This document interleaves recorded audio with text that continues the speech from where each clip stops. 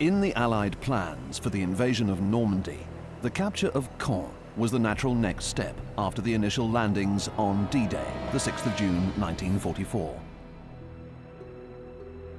Caen, lying 10 miles from the coast, was supposed to be taken on this first day, but it proved to be 10 miles too far for the troops of the British Second Army and the 3rd Canadian Division, whose task it was to take the town.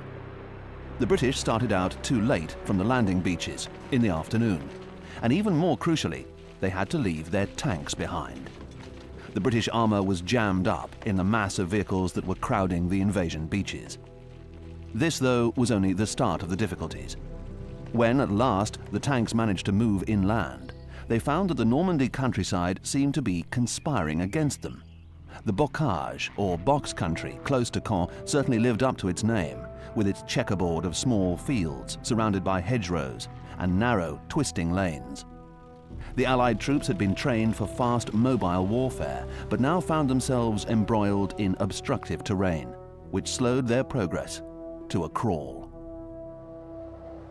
Worse still, the delay had allowed the bulk of the German armour to move into place and block the way to Caen. From there, the Germans proceeded to put up a ferocious defence that startled the Allies. It seemed impossible that the Germans could resist in such strength and with such vigour at this late stage in the war.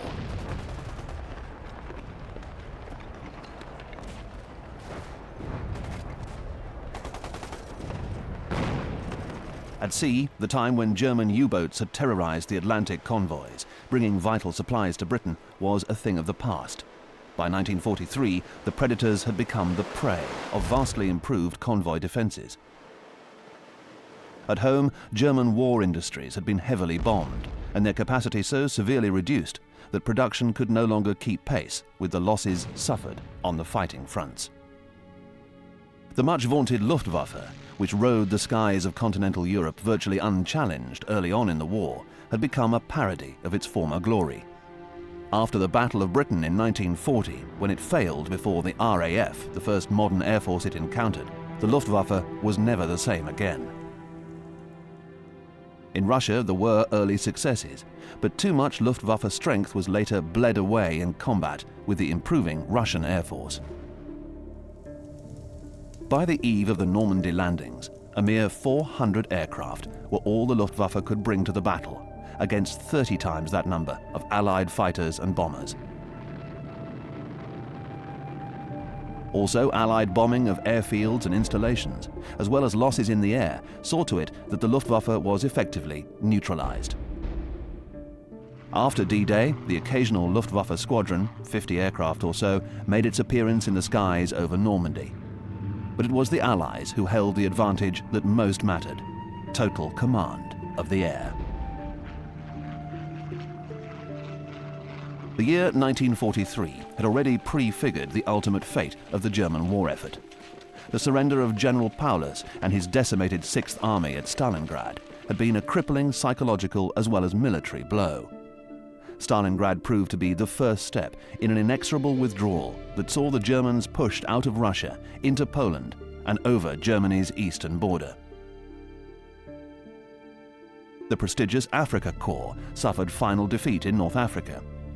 From there, the Allies went on to conquer Sicily. Next, they invaded Italy, which surrendered at once and went over to the Allied side. The Germans had known all along that one day the Allies would assault Adolf Hitler's fortress Europe. Keeping them out had been the purpose of the mighty Atlantic Wall that stretched along the north and west coasts of France down to the Spanish border. But where would they strike? An Allied campaign of deception, suggesting invasion sites in Norway, central Italy, the eastern Mediterranean, the Pas-de-Calais, and elsewhere in France, had left the Germans so thoroughly confused that they did not know for certain where to expect the attack until the Allied invasion fleet appeared off the Normandy coast. Once the Allies managed to get ashore and started moving off the beaches, the importance of Caen came into focus. Lying on the left bank of the River Orne, southwest of Le Havre, Caen was at one and the same time a vital linchpin of the German defences and a crucial target for the Allies. The only town among the myriad villages in this part of France, Caen dominated the undulating plains on which it stood, and was the hub of 12 major roads and a vital railway centre. If they could hold Caen, the Germans had the chance to confine the invaders close to the Normandy beaches, and then throw them back into the English Channel. On the other hand, if the Allies could take Caen, the way would be open to the rest of France and eastwards into Nazi Germany itself. There were no two ways about it. The fight for Caen was going to be make or break for both sides.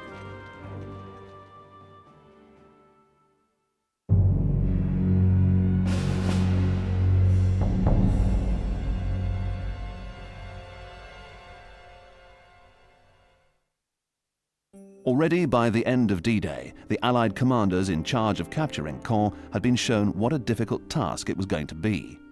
In theory, it might have been even more difficult, because the two men in overall command, US General Dwight D. Eisenhower, Supreme Allied Commander in Europe, and the British General Bernard Montgomery, commander of the 21st Army Group, were such totally different characters. The fact that Eisenhower and Montgomery managed to work together was a tribute to the Americans' extraordinary tact and forbearance. As was rather overemphasized at the time, Eisenhower was a desk general, an organizer and a strategist rather than a warrior. He'd spent his career in relative obscurity, yet in 1942 he was chosen out of 336 other senior officers as the candidate best suited to place in overall command of the Allied invasion of Europe. Eisenhower was to need all his powers to mollify, mediate and persuade when it came to dealing with Montgomery. The British general was prickly, willful, vain, insensitive and overbearing. He had a much criticized tendency to claim the plans of others as his own, and at times took more credit for victories than was due to him. At the same time, Montgomery was an outstanding military leader, with a record in the war that few, if any, other Allied commander could match. Montgomery had already proved his caliber during the evacuation of Dunkirk in 1940, and in the brilliant series of victories in the desert of North Africa that began with El Alamein in 1942. Yet he was also capable of making unwise choices. Later on, in September 1944, he clashed with Eisenhower and the Americans over their broad front strategy, and the narrow front, the single thrust into northern Germany, which he preferred. If Montgomery had had his way, US General Patton's Third Army would have been robbed of supplies and support. Eisenhower put his foot down, and the broad front strategy prevailed. This, though, was not the first time Montgomery's tactics were called into question. 3 months earlier, his plans for capturing Caen became the subject of serious criticism. General Montgomery and Field Marshal Erwin Rommel, commander of German Army Group B, and his opposite number on the German side, were established rivals by the time their forces met in Normandy. They'd already faced each other in North Africa, where Rommel's dynamic style and talent for daring innovation had attracted the respect of his British opponents. At home in Germany, Rommel was tailor-made to be a war hero. Not only was he immensely likable, but the dominance in the desert he enjoyed until late 1942, and the way he consistently outwitted the British, generated great excitement in Germany. The desert was pure battlefield, with few if any civilians and no towns or even villages, and Rommel was well suited to the fluid, fast-moving warfare this allowed him. But Normandy was completely different. Much more constricted, and even more importantly, much more under the control of Rommel's own supreme commander, Adolf Hitler. Hitler had never been all that keen on the Desert War. The main reason he allowed it to continue was Rommel's popularity and the enthusiasm for the war it created at home. Rommel, however, had an invaluable trait for a Führer who always suspected men of ambition. He was a military commander, pure and simple, and had no yearnings for political power. If anything, he was politically naive, and that suited Hitler fine. Even so, it was a serious weakness for the German cause in Normandy to have military strategy in the hands of an incompetent like Hitler, who paid more attention to his own fancies than he paid to his commanders on the ground. Hitler's lack of military nous had already been responsible for the disaster that overtook the German armies in Russia. Rommel himself had been hampered in North Africa by the lack of military support Hitler had allowed him. Hitler knew nothing of the principles of strategic withdrawal and how it preserved forces to fight and possibly win another day. His answer to untenable situations was that Germans must never retreat, but fight to the last man. It was little wonder that the Führer was the despair of his generals, who had to follow orders, however impossible, and go on fighting battles and eventually a war they could not win. Rommel's glowing reputation preserved him from dismissal, Hitler's usual response to protest, but he was not spared the other drawbacks created by the Führer's scenario for Normandy.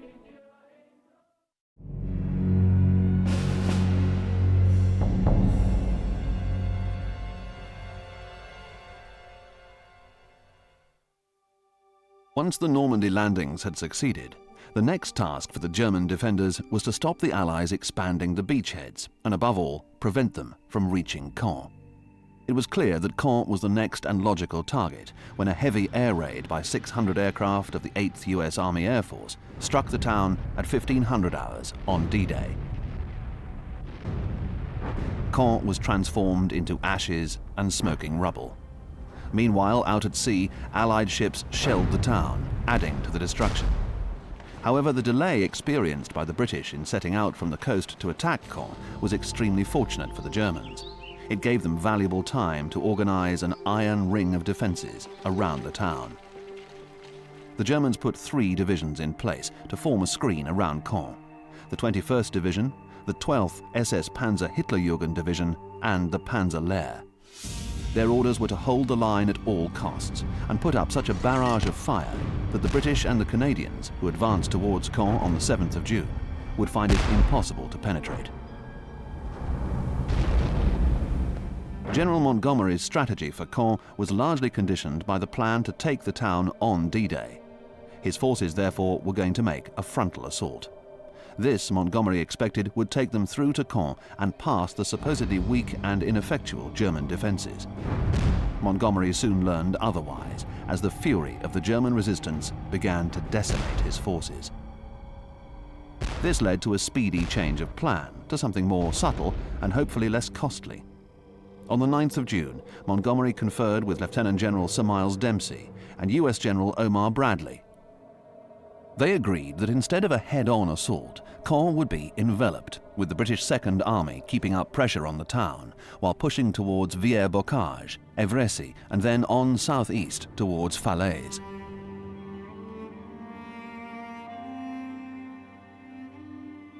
Pressurizing Caen in this fashion would also serve to divert German attention from American efforts to capture the important port of Cherbourg.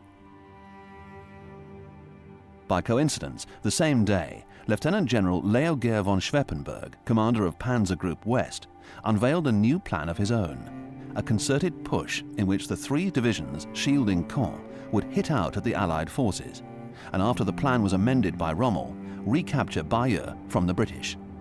What neither side could realize was that their plans cancelled each other out, with only one possible result: a direct clash all along the battle line.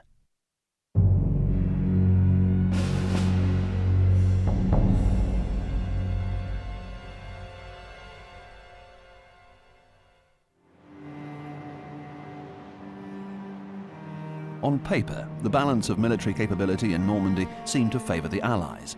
However, in war, any war, it is not necessarily the most mightily equipped or the most numerous side that prevails. Military capability depends on many more factors than this. The British and Canadian forces who opened the battle for Caen in the first week after D-Day were certainly well trained and well equipped, and their morale was high. Even though the Canadian troops were inexperienced, they drew extra motivation from the fact that they were volunteers rather than conscripts. Unlike the Germans, the Allied troops belonged to a force headed by a unified command, with Allied dominance in the air to protect them, and a strong, if slow, build-up of men and armaments to reinforce them. These were important advantages, and ultimately they were crucial. However, among the Allied commanders there was a belief, endorsed by British Prime Minister Winston Churchill, that there were situations in which the Germans outclassed their opponents. Wherever Allied forces confronted the Germans in anything like equal strength, the Germans normally prevailed. just how frequent that equality would be was an unanswered question as the battle for Caen got underway. On the Allied side in Normandy, the predominant tank was the American Sherman M4. A vast number of Shermans, 49,320, were constructed after production began in 1942, making it the most abundant tank ever known. Compared to the British and some German tanks, the Sherman's speed was high, 26 miles per hour, though at 31 millimeters, the thickness of its armor fell below that of most rivals. The Sherman, which weighed up to 32 tons and was powered by a 500 horsepower petrol engine, carried a 76mm main gun, backed up by one 12.7mm and two 7.62mm machine guns, and a 2-inch mortar. It had a range of 100 miles and a fully transversable turret. There were drawbacks, though. The Sherman's profile was vulnerably high, and its armor was too weak to withstand much of the Germans' anti-tank fire. It was virtually helpless before the deadly German 88. After the critical loss of British armour and weapons suffered at Dunkirk in 1940, a replacement for the Matilda II tank was urgently needed. The first Churchill tanks were available within the year, by June 1941, but it took another 12 months to sort out the inevitable teething troubles.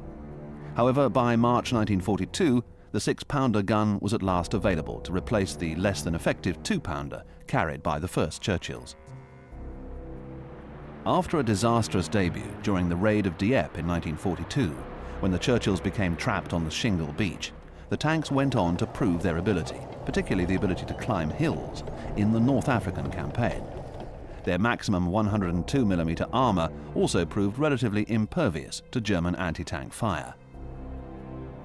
The Churchills, which carried the 6-pounder main gun and two 7.92mm machine guns, were somewhat on the slow side, with a maximum speed of just over 15 miles an hour.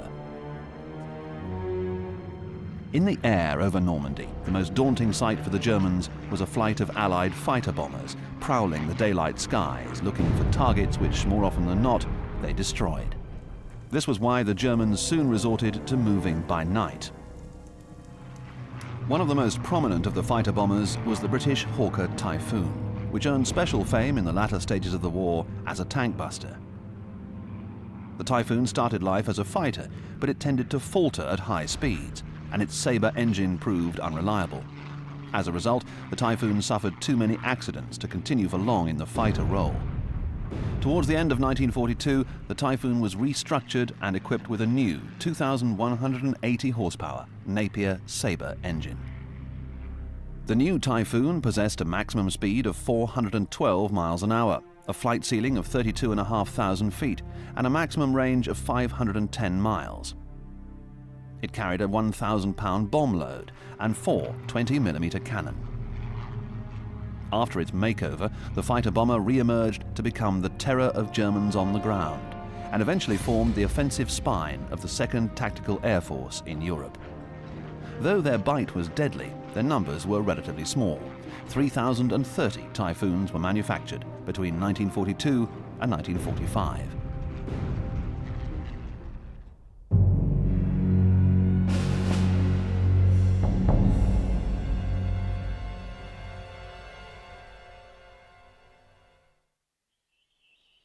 The Germans were classed as the underdogs in the struggle for Caen, and the Allies tended to presume that their military capability was in the same state. They were certainly very serious problems. The German 7th Army in Normandy was overstretched. They were constantly harassed by the French resistance. Air cover from the Luftwaffe was virtually non-existent. Losses were difficult, sometimes impossible to replace. Allied air supremacy tortured the troops on the ground. On paper, the Germans seemed to have everything stacked against them. In fact, their military capability was much greater than this suggested. Many of the German commanders in the field were brilliant operational leaders, able to make the most effective use of their scarce resources. Some of them, like Major General Kurt Meyer, commander of the Hitlerjugend division, led from the front and personally inspired their men by their example. The long-standing German military tradition ensured that they were highly motivated, whatever the odds, and many of the German units comprised elite warriors who did not shrink from sacrificing themselves for fatherland and Führer. If anything, they embraced it and equated such sacrifice with glory. The Allies considered this attitude fanatical. To the Germans, it was no more than their duty. The German 88mm flak gun, much in evidence in the battles around Caen, was one of the most powerful and most feared guns of the Second World War. The 88 was originally designed for anti-aircraft service. However, when some of them were converted as anti-tank guns and showed their destructive paces in North Africa in 1941, the 88's reputation as a fearsome destroyer was made. Normandy was the perfect setting for the 88. The Villers-Bocage offered maximum chances for a camouflaged 88 to lie in wait for opponents. It was the same at the many fortified villages in Normandy, where some of the 88s were sighted. When mounted on the Tiger tank, the very appearance of the 88 was startling. Allied troops described its 16-foot-long barrel as long as a telegraph pole. This unusual length made the muzzle velocity of the 88 extremely punishing. Firing at 85 degrees elevation, the 88 used armor-piercing fused shells that moved at 886 yards per second. They could hit their targets and create firebursts at distances of up to 2,000 yards. An experienced crew was able to dismount the 88 and be ready for action in no more than 20 seconds, then remount the gun to move elsewhere in less than 60. The Tiger II, or Panzer VI, was the tank equivalent of the 88mm gun, which served as its main armament. Like the 88, the Tiger was a superior and much feared weapon.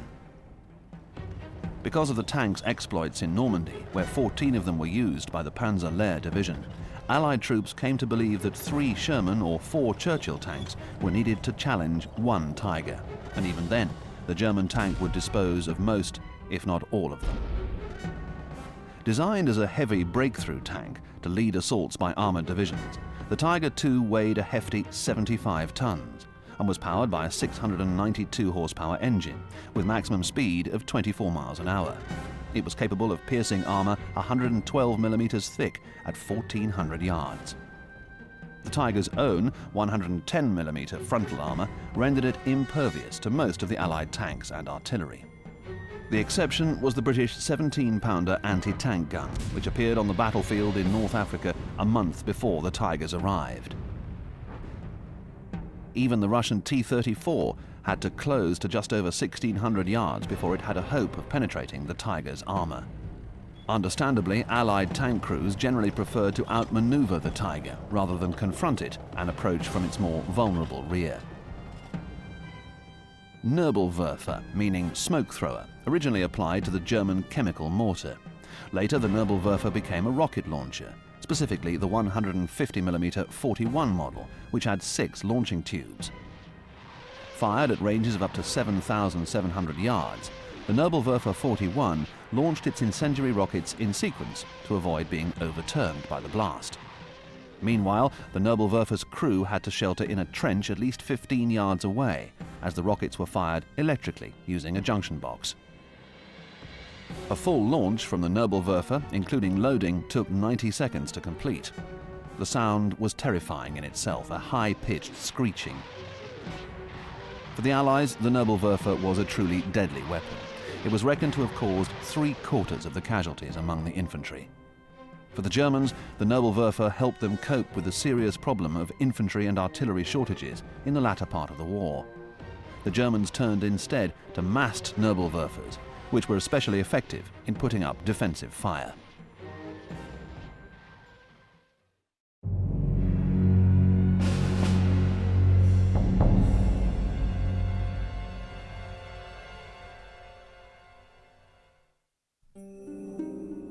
General Montgomery gave the task of capturing Caen to the British Second Army under Lieutenant General Sir Miles Dempsey, who had at his disposal 3 armoured divisions, 7 independent armoured and tank brigades, 8 infantry divisions, and the Canadian First Corps. The infantry divisions consisted of some 18,400 men, combined from different regiments, together with an artillery brigade. An armoured division possessed around 286 tanks, mostly Sherman M4s, and Cromwell tanks, and some 15,000 men. Divisions were apportioned into one infantry brigade, which had 3 motorized battalions, and an armored brigade of 3 battalions. There was also an infantry battalion which used half-tracks. Close support for the infantry was provided by Churchill tanks and by special tanks of the 79th Armoured Division. Used by all sections of the British Second Army, these tanks were officially designated Special Purpose Vehicles, but because of their eccentricity, they acquired the nickname of funnies. One of them was the flail tank, which was fitted with heavy chains on a revolving drum and proved very effective in clearing the landing beaches of mines. Another of the funnies was the Churchill Crocodile, which featured a flame projector in place of the Hull machine guns. The role of the funnies did not end with the Normandy landings. They were also used inland, where the Germans had sown a thick carpet of mines and other obstacles. Given the savagery of the German defence, eliminating their strong posts and pillboxes by flame was often the only way. On the 7th of June, the 185th Brigade received a first taste of just how savage this defence was. Attempting to force their way through Libisi, northwest of Caen, they soon found that their powerful supporting batteries were not enough to prevent them from suffering huge casualties. The brigade's assault ground to a halt.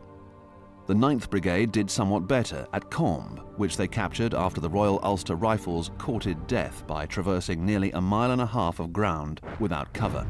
The Germans put up such a holocaust of fire that the Ulstermen suffered very heavy casualties, and the advance got no further. The 7th Army of Army Group B, whose task it was to defend Normandy, placed its strongest forces around Caen, leaving the coast to be protected by static divisions, filled in the main with men who were medically unfit, too old to fight, or prisoners from the Eastern Front who'd supposedly volunteered for service with the Wehrmacht. The 21st Panzers, the Panzer Lehr, and the 12th SS Hitlerjugend divisions, which placed an iron ring of defences around Caen, were much more elite forces. They were infused with self-sacrificing loyalty and the resolve and skill to fend off the Allies no matter what the cost. One of these divisions, the 12th SS Hitlerjugend, the Hitler Youth, belonged to the Waffen-SS and comprised the most militarized teenagers in the world. Like the rest of the Waffen-SS, they were volunteers. Familiar with weapons since as early as the age of 6, the Hitler Youth had been reared for war and revelled in it.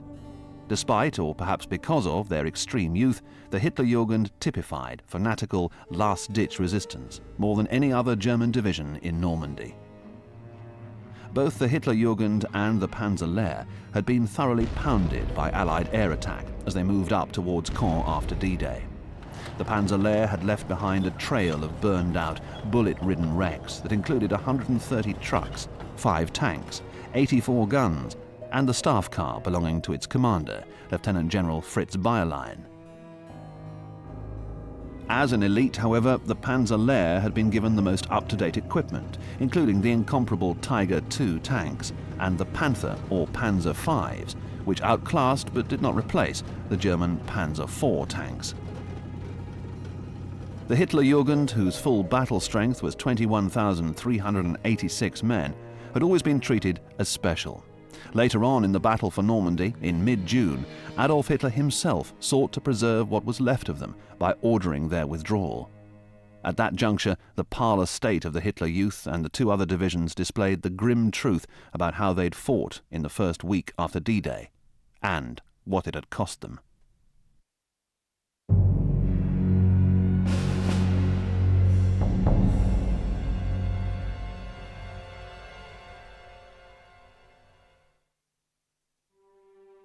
The fighting at Libisi and Combe on the 7th of June gave notice that the early battles for Caen were going to be struggles to the death. This set a pattern that was to be repeated in every ferocious encounter that took place around Caen over the next 7 days. On the morning of the 7th of June, the 9th Infantry Brigade Group, the forward troops of the 3rd Canadian Division, were advancing towards Carpiquet and its airfield, which was sited west of Caen. Meanwhile, behind them, more Canadian tanks were moving southwest from the direction of Bouron and headed for Auty. The Canadians passed through Auty and set out for Franqueville and Carpiquet. There was no apparent opposition, but it was there nevertheless. The progress of the Canadians had been observed all the way by the 12th SS Hitlerjugend Division, which was under orders to hold their fire until the right moment. Major General Kurt Meyer, leader of the Hitlerjugend, chose his moment carefully. He waited for the Canadian tanks to pass through Francville and reach the point where they were just about to cross the road between Caen and Bayeux. Only then did he give the order to attack. Surprise was complete. Tanks were blown apart under close fire. The crews jumped out to save themselves, but ran into a hail of shot. Recovering, the Canadians returned fire, and a Panzer IV was hit. Flames funneled up out of its turret. Pushing through the smoke and thunder of combat, the Canadian infantry tried to force their way into Orty, only to find the Germans waiting for them. In the subsequent melee, the Germans seized control of Francville and Orty and started pushing back the Canadian forward units. The Canadians reeled under the impact, but the Germans didn't have it all their own way. Violent fighting raged all over the surrounding areas, and when the Hitlerjugend's 1st Battalion, which had been delayed by refueling problems, arrived in the suburbs of Caen, the Canadians were waiting for them with Sherman tanks and heavy machine guns. The Canadian artillery opened up, and Allied aircraft weighed in with punishing bombing and strafing runs. The Panzer IVs were outnumbered. They could do nothing to stop the Shermans, and eventually the Germans were forced to dig in. After the furor of battle died down and the cost was counted, the Canadians came off worst.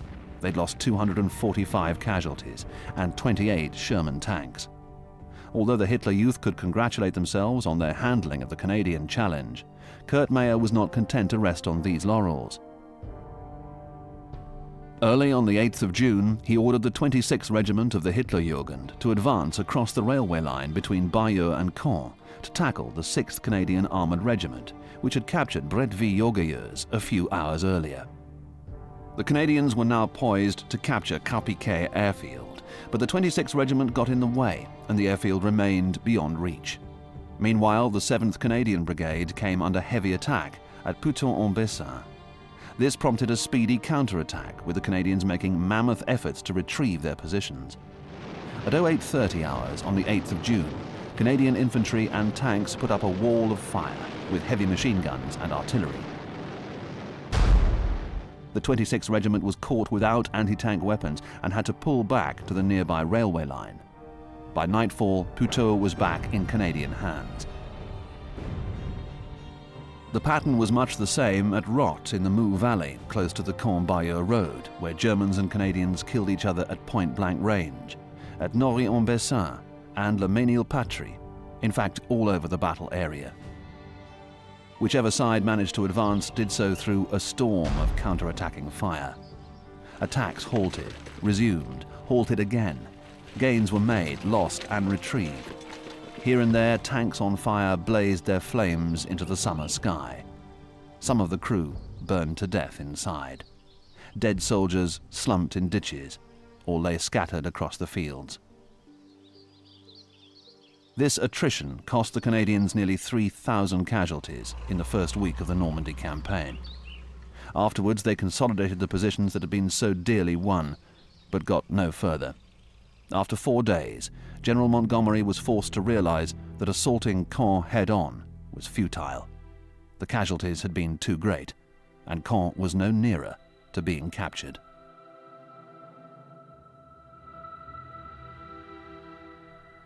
The solution would not be easy, especially when Montgomery's new plan for enveloping Caen, finalized on the 9th of June, coincided with a German offensive decided on the same day. In these mutually opposing strategies, the British 50th Division and the 7th Armoured Division, the Desert Rats, moving out of Bayeux to take Villers-Bocage, was going to be opposed by the Panzer Lehr, advancing from Villers-Bocage against Bayeux. In the centre, the Hitlerjugend were to advance north of the Caen-Bayeux road, and the Canadian 3rd Division would do the same in the south. The British 51st Highland Division, advancing out of the bridgehead east of the River Orne, was going to encounter the 21st Panzer Division moving into it. General Montgomery, appalled by the losses suffered so far, desperately wanted to avoid more of the same. In the event, more of the same was inevitable. The Panzer-Lehr set off along the road to Bayeux, as ordered by Rommel. But they got within only 3 miles of the town when they were suddenly recalled. An emergency had suddenly arisen at Les Mesnil-Patry, a weak point in the German lines, where the Canadians were plastering the Hitlerjugend with ferocious crossfire. The Hitlerjugend, for their part, were answering back with heavy machine gun and mortar fire, and eventually the Canadians were forced to retire, leaving behind 37 tanks and 95 dead. As for Bayeux, on the 10th of June, the alternative German armour ordered to take the city ran into a powerful screen of Allied anti-tank fire and shelling from Royal Navy ships in the Channel. Bayeux remained in Allied hands. The Panzer-Lehr were now ordered to defend Tilly-sur-Seulles against the British 7th Armoured Division, which had advanced out of Bayeux. Tilly-sur-Seulles, which was already in ruins by the time the Panzer-Lehr arrived, lay in a valley to the southeast of Caen. This was no place for mobile warfare, and Fritz Bayerlein ordered his Panzergrenadier half-tracks to the rear. The Panzer-Lehr's tanks were then set up as mobile strongpoints, heavily camouflaged from view, with only a small section of turret showing. Care was taken to obscure the marks their tracks had made as they moved into position, so they wouldn't be spotted by Allied reconnaissance planes. The Germans, meanwhile, hid themselves in ditches or in the ruins of nearby houses and waited for the British 7th Armoured Division to bring the battle to them. When the fighting got underway, it soon resolved itself into a series of vicious skirmishes. German machine gun fire spat out of the copses. British anti-tank fire thundered at the German positions. There was the thud of mortars, the hiss of flamethrowers, and here and there the sharp sound of a single shot from a sniper. Every hedgerow, every ditch was a dangerous place for the British. Every innocent-looking cluster of branches and leaves a possible hideout for one of the deadly German 88s. But Tilly was also difficult and dangerous for the Germans. They were continually pounded by the Allied artillery, the naval bombardment, and by mortars. And the hard, stony ground offered only shallow dugouts for protection. Nevertheless, the Panzer-Lehr managed to hold up against the onslaughts, and despite desperate efforts by the British to dislodge them, they clung on to their positions. What the Panzer-Lehr could not do, however, was cover a weakness that opened up on their left flank, between Caen and Villers-Bocage. Here there was a huge gap in the German defences, and at around 1500 hours on the 12th of June, the tanks of the 7th Armoured Division headed for it. Once they'd surged through, it was as if they'd passed through some sort of time warp. For the first time since the Normandy landings, the way in front of the advancing British was clear. Although the terrain, full of small secondary roads and unmade tracks, meant tortuous going for the tanks and half-tracks, there was a heady feeling that at last they'd made a real breakthrough, and that from now on, in the absence of Germans, it was going to be easy. Despite being held up by an isolated German outpost at Livry, where both the British lead tanks were destroyed, the 7th Armoured Division arrived in Villers-Bocage at 0800 hours on the 13th of June. They were greeted by a mass of cheering, weeping civilians who believed that liberation had come at last. The British drove on, straight through Villers, heading for Hill 213 on the high ground to the east of the town. From there, a major road led directly into Caen. What the British didn't know was that they were being watched from a small wood near Hill 213, and the man watching them was the last opponent they wished to encounter. 30-year-old Michael Wittmann was one of Germany's premier tank aces, and a daredevil who'd become something of a legend. In Russia, Wittmann had destroyed 6 T-34 tanks in a single day. By the time he left the Eastern Front, his total of kills stood at 119. Like many men of great daring, Wittmann was a loner. He frequently operated by himself and preferred to do things in his own way. For example, when he found the Tiger's rate of turret traverse too slow, Wittmann devised a method of swinging the whole tank round to face his opponents. At 0800 hours on the 13th of June, Michael Wittmann was in a position on Hill 213, together with 5 tanks, when reports reached him that British armour was arriving in Villers-Bocage.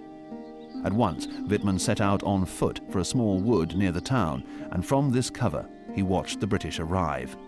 It was soon evident that they had no idea that Wittmann or his tanks were close by. As Wittmann watched, they stopped for vehicle maintenance and breakfast. Wittmann had seen enough. He raced back to his tank and alerted his crew. There was no time to contact other tank units. Once again, Wittmann was on his own. He headed his Tiger downhill towards the British tanks and half-tracks, spraying them with machine gun fire at almost point-blank range. The first 12 half-tracks were destroyed. When lightly armoured British Honey tanks appeared, Wittmann fired at them with his 88mm gun, then swept past, heading for the centre of Villers-Bocage. His next victims were 3 British Cromwell tanks. Next, running up against more British tanks, he backed up and was headed back for reinforcements when a Cromwell caught him and fired 2 of its 75mm rounds. The shots bounced off the Tiger's frontal armour, and within minutes, the Cromwell had succumbed to Wittmann's 88. The same afternoon, Wittmann was back with 2 more Tigers, a Panzer IV tank, and more Panzer IVs poised to fire in support from Hill 213. This time, Wittmann destroyed an entire row of Cromwell and Sherman Firefly tanks, together with several Bren carriers. Wittmann sped on, heading for Villers, but there the British had been thoroughly alerted, and he found the town very heavily defended. It was too much, even for Wittmann. 3 of his 4 Tiger tanks were destroyed, and his own was brought to a halt when its track was blown off by a 6-pound British anti-tank gun. 2 more Tigers were destroyed by Piat projectiles. Wittmann and his crew managed to escape, but they left behind them 25 ruined British tanks, 14 carriers, another 14 half-tracks, and several hundred British dead. That evening the Germans were able to seize and hold Villers-Bocage. The damage Wittmann had done and the shock he'd administered at Villers-Bocage had serious consequences.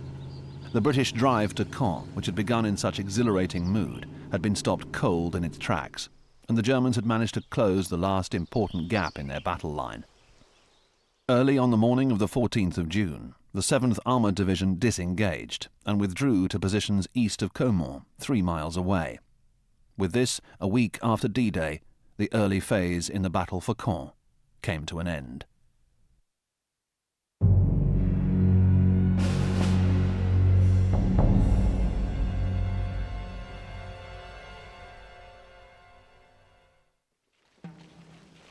In the immediate aftermath of the early battles for Caen, both sides were utterly exhausted. The tank crews of the 7th Division were so tired, both physically and mentally, that many of them remained asleep throughout the withdrawal to Caen and didn't even wake up when they reached it. The Germans, in particular the Hitler Youth, were in a similar state, but they at least had the satisfaction of some success. They had not only closed up their line, but defied all efforts to break through it. Grievous casualties had been suffered on both sides. It was reckoned that the 6th Canadian Regiment alone had lost 1/3 of all their casualties in Normandy in a single engagement at Le Mesnil-Patry.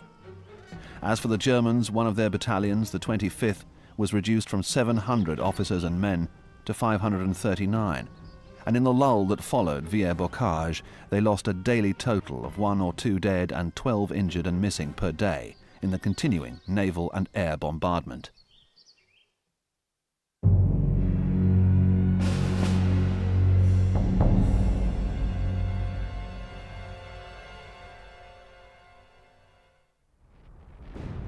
The Allies' failure to capture Caen in the first week of June 1944 was more than just a mote in the eye of the Normandy campaign.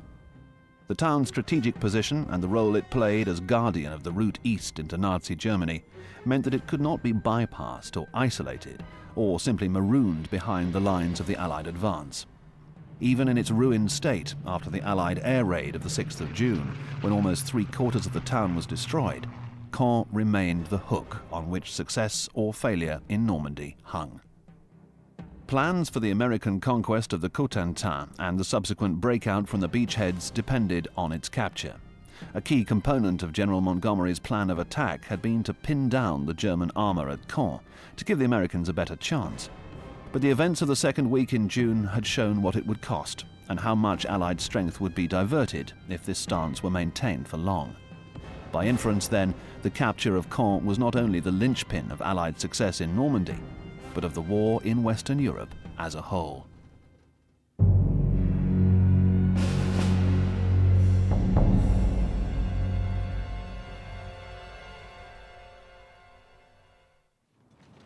The questions, the doubts and blame that arose out of the fighting around Caen after D-Day centred first and foremost on the overall plan devised by General Montgomery. Montgomery had never been an easy man to like, and he had many enemies, but the workings of personal feuds did not entirely explain why his plan came under so much criticism. Partly this was due to a certain inflexibility in Montgomery's style of leadership. Once a plan was made, he insisted on sticking to it. But doing that around Caen had incurred unacceptably high casualties, and all in the cause of getting nowhere. In the Allied ranks and the officers' mess, severe doubts were expressed about the wisdom of Montgomery's strategy. No one seriously questioned the genius of the victor of El Alamein, but was his plan for Caen the right one, and was it being executed in the right way? There was even talk that Caen had become an obsession with Montgomery, his personal holy grail. If Montgomery had an obsession at all, it was his own unswerving self-discipline. Whatever happened, he always maintained an atmosphere of calm and security, which reassured his troops that everything was going according to plan. Montgomery maintained this imperturbability even when dealing with Eisenhower, Winston Churchill, or his greatest admirer, Field Marshal Sir Alan Brooke. Nevertheless, there were signs that deep down, General Montgomery was rattled by the disasters that overtook his troops in the early battles for Caen. Unusually for him, he temporized and insisted that his main purpose at Caen had been to divert German attention from the Americans by using British and Canadian forces to keep them occupied. This, of course, was only part of the truth, something which Montgomery was known to manipulate when it served his purposes. The fact remained that somehow the Germans had managed to resist overwhelming firepower, overwhelming numbers, and Allied supremacy in the air so effectively that they'd fought their opponents to a standstill.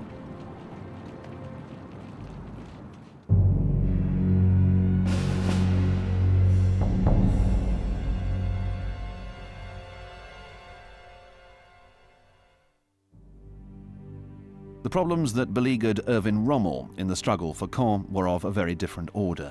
The trouble went right to the top, to Adolf Hitler and his fanciful orders for the conduct of the battle in Normandy. Hitler was directing the struggle from his wolf's lair at Rastenburg in East Prussia, with no means of observing its realities. He promised Rommel reinforcements, but Rommel knew perfectly well that they would be under strength and undersupplied. What Rommel really wanted was more personal control over his forces and the authority to order retreats as necessary. Hitler refused, but Rommel would not give up. Together with General Leo Gehr von Schweppenberg, he flew to Rastenburg to confront Hitler in person. They got nowhere with him. Rommel returned to Normandy still determined to change the confrontational tactics Hitler had imposed on him and adopt instead the principle of giving up ground for the sake of a more manageable defense. Rommel and von Schweppenberg managed to receive the backing of their superior, Field Marshal von Rundstedt, but when he telephoned Hitler to put the proposal to him, he was summarily dismissed. The venerable Field Marshal was replaced by 62-year-old General Field Marshal Günther von Kluge, whose view of Germany's war prospects was extremely pessimistic. Von Schweppenberg was also replaced, and though Rommel survived, he was forced to accept Paul Hauser as a new chief of the 7th Army. Hauser, aged 64, had already retired as long ago as 1932, only to have his career reactivated after Hitler came to power the following year. Hauser had the same dismal view as von Kluge. It hardly helped the German cause in Normandy, or Rommel's handling of it, that one of the most important command positions was now held by an old, derusticated soldier who had no faith in his chances of success. The struggle for Caen in the first week after D-Day had proved to be one of the bloodiest, most destructive, yet most inconclusive of the Second World War. But despite the agonizing over-blame on the Allied side and Erwin Rommel's desperate attempt to give his forces better chances for defense, the battle was not going to change its nature. The imperative for the two sides remained the same. The Allies must take Caen. The Germans must prevent them doing so. And deciding which of them would prevail was going to mean war even more total than before.